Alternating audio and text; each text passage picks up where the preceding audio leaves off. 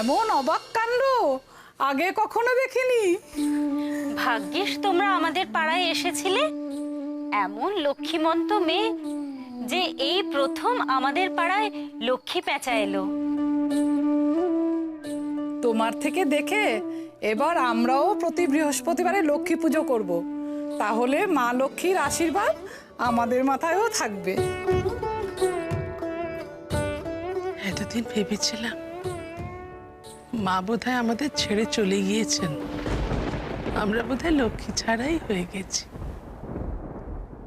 কিন্তু আজ বুঝলাম মা আমাদের ছেড়ে কোথাও যায়নি। রাঙাবু,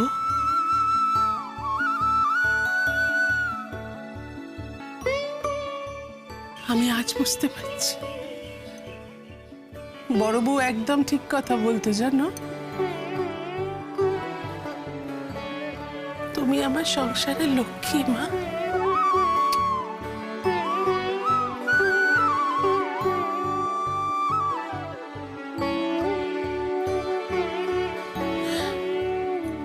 তুমি যেখানে থাকবে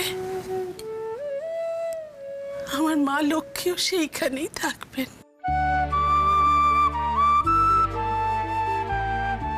কুশ, মা মহালক্ষ্মীর আশীর্বাদ মাথার উপর রয়েছে। তুমি মেশিন তৈরির কাজে আর দেরি করো না। হ্যাঁ জেঠুমনি, আমি যত তাড়াতাড়ি সম্ভব আমি কাজটা শুরু করব। কুশবাবু, বলছি তুমি আর দেরি করো না, বুঝলে?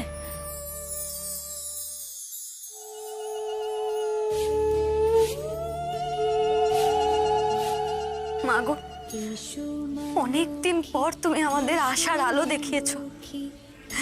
এমন দুর্দশার দিন যেন আমাদের আর না দেখতে হয় মা। বিশ্বাস করো, আমরা আমাদের চেষ্টার কোনো ত্রুটি রাখবো না।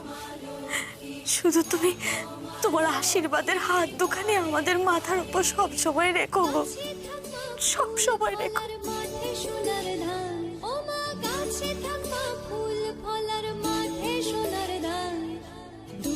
ভাতে বেঁচে থাক মা তোমার সন্তান, ও মা তোমার সন্তান।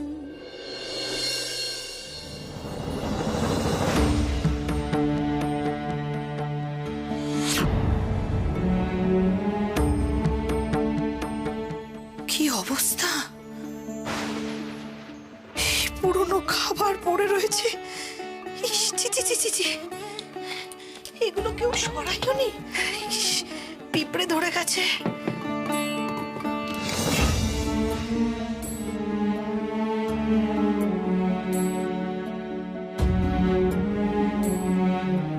এই বাড়িতে বিয়ে হয়েছে, এত বছর এসছি মা, তোমার এরকম দুর্দশা দেখিনি। রাঙাবউ জবে থেকে এ বাড়ি ছেড়ে গেছে, তোমার প্রাণ ভ্রমরাটাও নিয়ে চলে গেছে মা।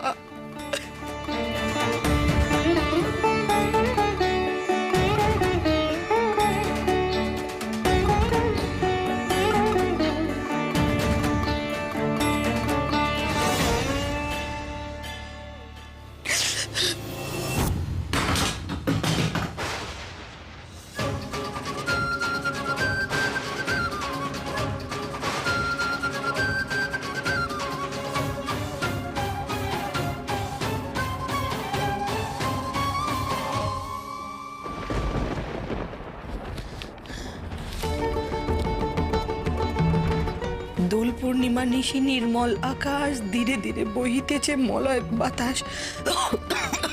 লক্ষ্মী দেবী বামে করে বসি নারায়ণ, করিছেন নানা কথা সুখে আলাপন, হেন কালে বিনা করি আসি।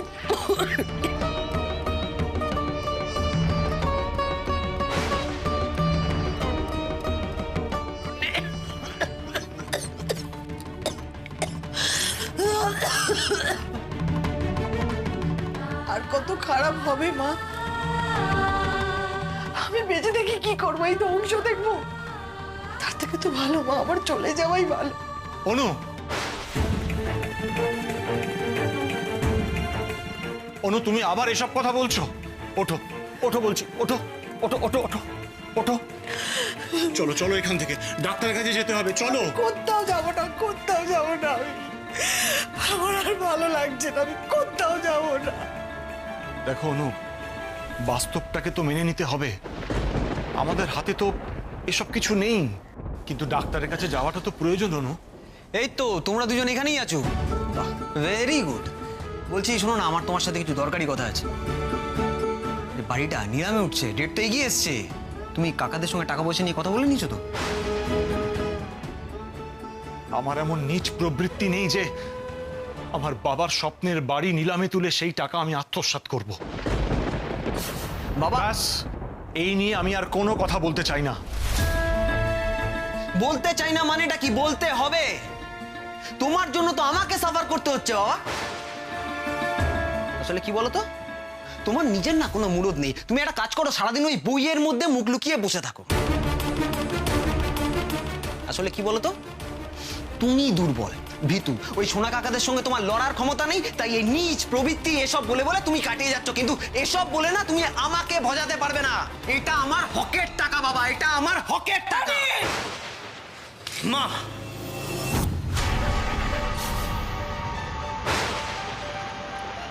আমি তোমাদের আর সেই ছোট্ট অনি নেই যাকে গায়ে হাত তুলে মারধর করে তোমরা চুপ করিয়ে রাখবে। অনিরুদ্ধ, চিৎকার কেন করছো? বাড়ি যখন নিলাম হবে, আমার ভাগের টাকা আমি ঠিক বুঝে নেব।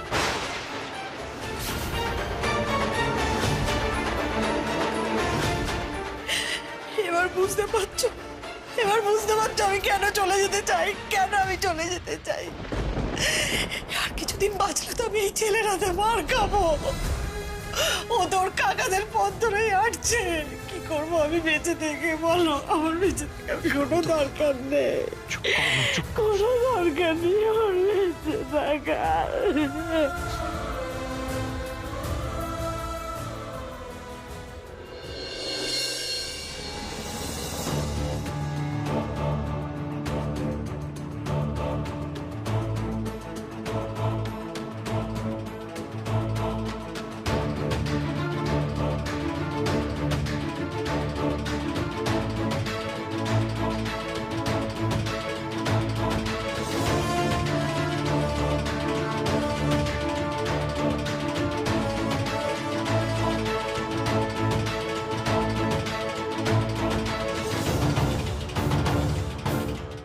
ধরো একটা একটা একটা টাকা পয়সা অ্যারেঞ্জ করতে হবে, একটা ফান্ড লাগবে, নাহলে আমি সেটা বানাবো কি করে?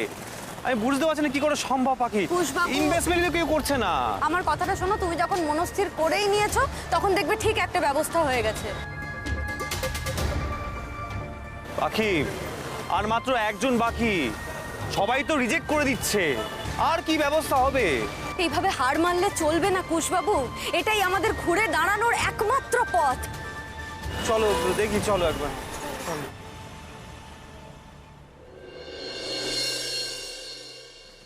দেখুন, প্ল্যানটা নিয়ে আমার কোনো সন্দেহ নেই, ভালো প্ল্যান। মেশিনটাও খুব আধুনিক, এফিশিয়েন্ট। কিন্তু কি জানেন তো, আজকাল আলতা পড়ার চল প্রায় উঠে যাচ্ছে। শুটিংয়ের প্রয়োজনেও দেখি লোকে লাল মার্কার ব্যবহার করছে। সেক্ষেত্রে এমন একটা মেশিন বানিয়ে কম খরচে এবং কম সময়ে অনেক আলতা তৈরি করে কি হবে যদি সেই আলতা বিক্রি না হয়?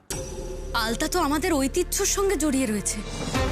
এখনো বাঙালি বাড়িতে প্রত্যেকটা বউ বিয়ে করার পরে আলতার পায়ে ছাপ দিয়েই বাড়িতে ঢোকে।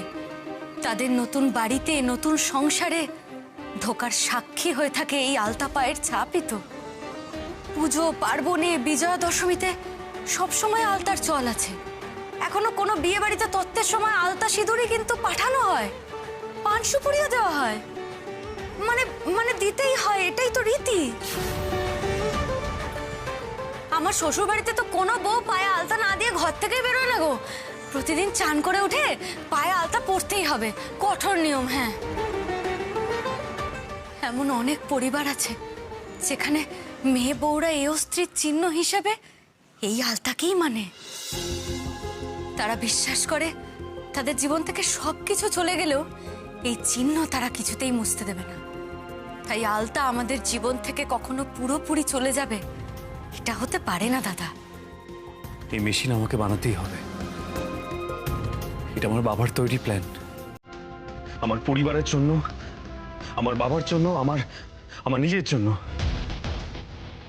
এই মেশিন আমাকে তৈরি করতেই হবে।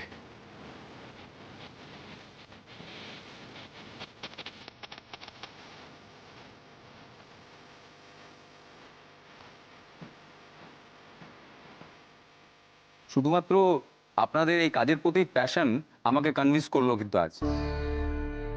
যদিও বিজনেসের কতটা উন্নতি হবে আমি জানি না, তবুও রিস্ক নিয়ে আমি প্রিলিমিনারি ইনভেস্ট করতে চাই।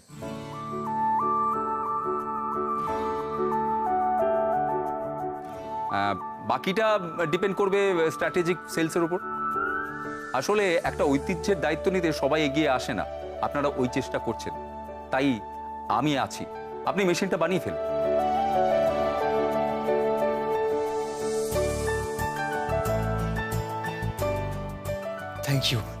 Thank you so much sir, thank you sir. আপনাকে একটু অপেক্ষা করতে হবে, কারণ বাকি কথাগুলো আমি সেরে নিতে চাই।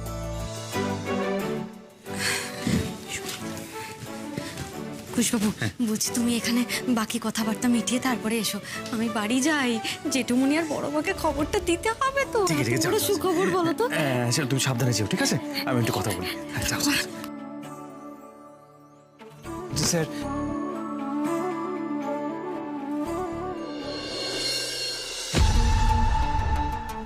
নে তো লাস্ট বান্ডিল। দশ বান্ডিল মানে? তুই কি আবার আমার সাথে জালিয়াতি করছিস? হ্যাঁ, নাকি টাকা ফাঁকা গুনতে পারিস না? শোন, তোর আমাকে 1 কোটি দেওয়ার কথা ছিল, আর এখানে কত টাকা আছে? হ্যাঁ, কত টাকা আছে? দেখো ফুল ঠাকুরপো, একটা কথা বলছি, তোমাকে যে আমরা টাকার ভাগটা দিচ্ছি সেটাই কি অনেক না বলো? দেখো, সহজ কথা বলতে কি বলো তো, জিনিসটা উদ্ধার করেছি আমরা, সেটা বেচার ব্যবস্থাও করেছি আমরা। তুমি এখন মাঝখান থেকে উড়ে এসে জুড়ে বসে যদি ক্ষীর খেতে চাও, সেটা তো হবে না ফুল ঠাকুরপো। আর এইসব কিছু করতে গিয়েও তো আমার পকেট থেকে টাকা খরচ হয়েছে নাকি?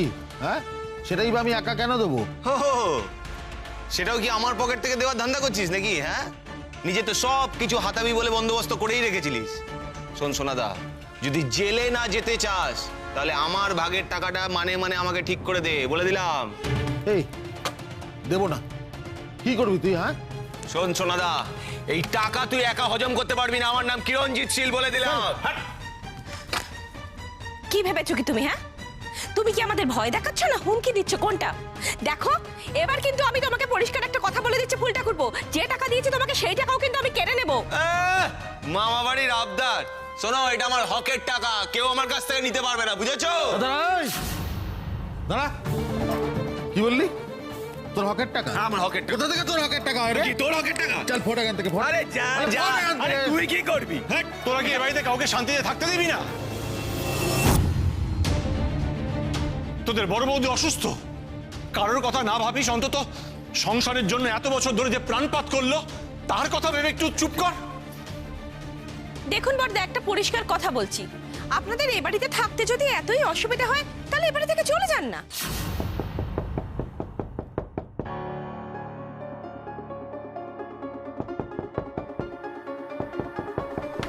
খুলছি দাঁড়ান। চলো কি ব্যাপার, কি হয়েছে, কি ব্যাপার? চলো, সব হয়ে যাবে। এই দেখেছো কি কাণ্ড! এই এই এই কে আপনারা? হ্যাঁ, কি করছেন এখানে? হঠাৎ করে ঢুকে এসে আমাদের ব্যাপারে নাক গলাচ্ছেন কেন আপনারা? যান এখান থেকে। গলা নামিয়ে কথা বলুন। আপনাদের কীর্তি জানতে না কারোর বাকি নেই। বাবলি আমাদের সবকিছু বলে দিয়েছে।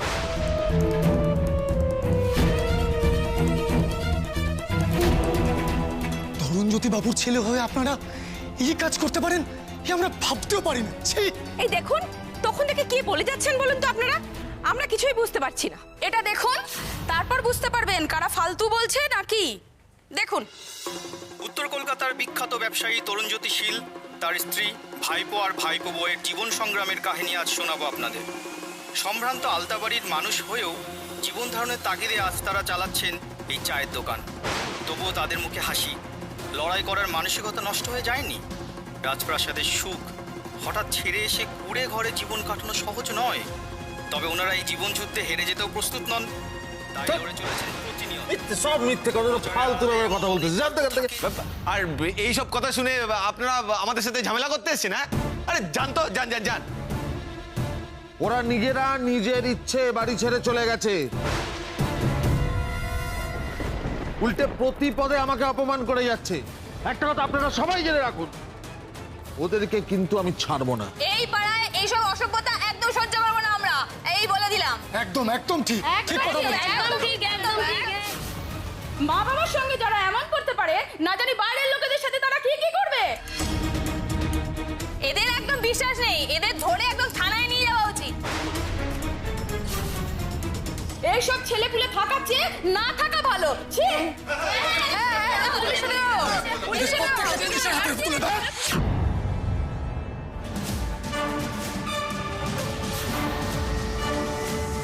বাইরের লোক একদম আমাদের বাড়ির ব্যাপারে নাক গলাতে আসবেন না। যদি গলাতে আসো, জেনে রেখে দাও যে একটাকেও আমি ছাড়বো না। এই এই এই এই ভালোই ভালো এখান থেকে কেটে পড়ো, কেটে পড়ো সবাই, কেটে পড়ো। কি কি বললেন? আমাদের তাড়িয়ে দিচ্ছেন? হ্যাঁ হ্যাঁ হ্যাঁ, তাড়াচ্ছি, বেশ করছি, তাড়াচ্ছি, 100 বার তাড়াবো। আর আমি ওই বাবলিকে দেখে নিচ্ছি। হ্যাঁ, নিজের নাম কেনার জন্য আমাদের বাড়ির খবর পাচার করা দেখছি আমি বাবলিকে। বাবলির গায়ে একটা আঁচড় লাগলে না হাত ভেঙে রেখে দেব। বোকা ভাবেন সবাইকে। আপনারা যদি আপনাদের বাবা মাকে এই বাড়িতে ফিরিয়ে না আনেন, তাহলে আমরা সবাই মিলে একজোট হয়ে যে কি অবস্থা করব তাকে তো ভাবতেও পারছেন না।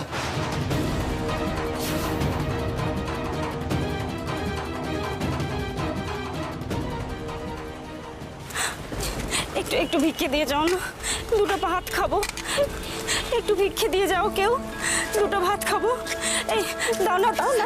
এই আমি একদম দেখতে পাইনি, আমাকে ক্ষমা করবেন। হ্যাঁ এই বাবা, আমি তুলে দিচ্ছি দিদি, আমি তুলে দিচ্ছি পয়সা। এই না। হেই,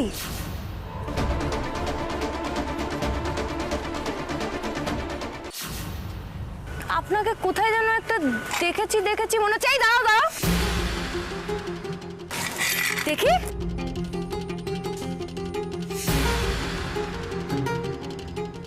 রুমাদি, তুমি? ভাগ্যিস তোমরা আমাদের পাড়ায় এসেছিলে। এমন লক্ষ্মীমন্ত মেয়ে যে এই প্রথম আমাদের পাড়ায় লক্ষ্মী পেঁচা এলো। ও রুমাদি, তুমি এমন ভাবে রাস্তার মধ্যে ভিক্ষা করছো কেন গো? দয়া করে কাউকে বলো না পাখি, কেউ জানতে পারলে খুব বদনাম হবে। না না, সে না হয় বলবো না, কিন্তু তোমার এমন অবস্থা কেন গো? আমার বর কিচ্ছু কাজ করে না, নেশা করে সারা দিন ঘরে পড়ে থাকে।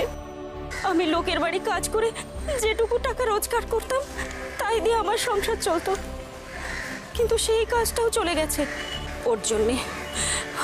বাবুর বাড়ি গিয়ে নেশার টাকার জন্য এমন ঝামেলা করলো, হাতে একটাও টাকা নেই যে ছেলেটাকে একটু খাবার দেবো। কি করব বলো পাখি, ভিক্ষা করা ছাড়া কিছু উপায় ছিল না যে। তা দিদি, তুমি অন্য কোনো কাজ করার চেষ্টা করোনি? করবো না, আমি যে এই কাজ ছাড়া আর কিচ্ছু করতে পারি না। আমাদের মতো মেয়েদের একবার যদি বদনাম হয়ে যায় আর কোনো কাজ খুঁজে পাওয়া যায় না, ততদিন কি বাচ্চাটাকে না খাইয়ে রাখবো বলো? তোমার মতো গুণ থাকলে তাও না হয় কিছু না কিছু একটা করে নিতাম, কিন্তু আমাদের মতো পরিবারের বউদের কাজ পাওয়া যে কত কঠিন সে তুমি বুঝবে না গো। আজকে কাকে দিয়েছো? হ্যাঁ, আমি এর কাছে পেডিকিউর করাবো না। আজ রাতে আমাদের গান শোনাবে আমাদের প্রাইভেট জলসায়।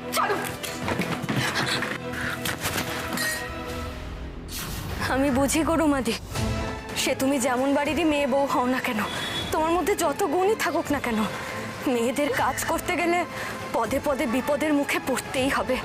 শোনো না, বলছি আমার যতটুকু সামর্থ্য আমি তোমাকে ততটাই দেব। এই টাকাটা তুমি রাখো। না করো না, তোমার ছেলেটাকে কিছু একটা খাবার কিনে দিও দয়া করে। সেই তো ভিক্ষে করাই হলো মন।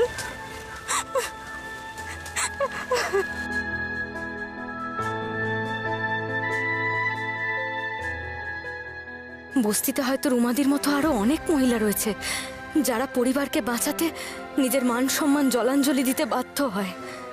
এই মানুষগুলোর জন্য যদি কিছু একটা করতে পারতাম ভোলা মহেশ্বর।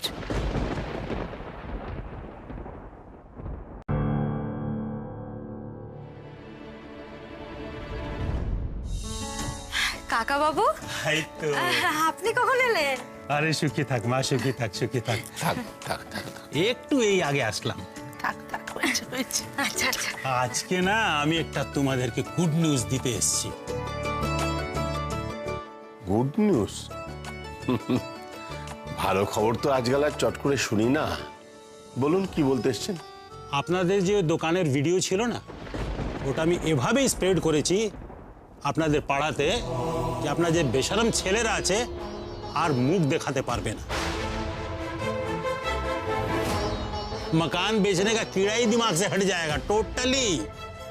তার মানে পাড়াতেও সবাই জেনে গেল তাহলে আমরা কিভাবে আছি।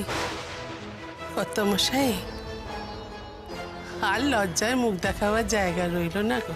বেলা, অমন সন্তানের জন্ম দিয়েছি, তার থেকে বেশি লজ্জা পাওয়ার আর কি আছে বলো? টাকা ছাড়া ওরা আর কিচ্ছু বোঝে না। পাড়া প্রতিবেশী তাদের কাছে মান সম্মান নিয়ে ওদের কোনো মাথা ব্যথা নেই। কিচ্ছু আসবে যাবে না বেআই মশাই, ওদের কাছে টাকাই সব। अरे समझी जी, आप समझे नहीं। वो इलाकार लोग के एरकम सच सच কথা বলা হয়েছে না। अरे ওরা তো জানে আপনি কত ভালো লোক। आसे-पासे लोग वो तो खेपे गए कि अब आपके दोनों बेटे उस मकान में रह ही नहीं पाएंगे। आप लिख लीजिए।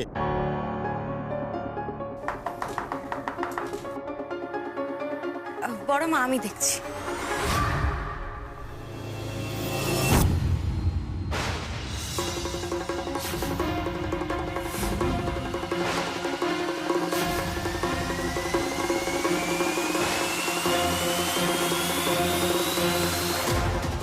তোমরা